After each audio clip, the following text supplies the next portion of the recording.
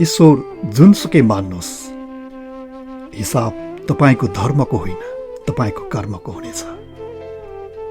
भगवान जुनसुकै पुज्नुहोस्, मन्दिर जानुहोस्, चैत्य जानुहोस्, मस्जिद जानुहोस् या चर्च जानुहोस्, जहाँ जहाँ जानुभयो भने तपाईँको हिसाब किताब धर्ममा होइन, तपाईँले गर्नुभएको कर्ममा हुन्छ। तपाईँले सत्कर्म गर्नुभएको छ। तपाईँले आफ्नो कर्मको कारणले अरूलाई पीडा दिनुभएको छैन। अरूको बर्बादीका लागि तपाईँले कुनै कर्म गर्नुभएको छैन भने याद गर्नुहोस्, तपाईँलाई पुण्य कमाउनको लागि कुनै मन्दिर, मस्जिद, चैत्य, गुम्बा, चर्च कहीँ जान जरुरत छैन।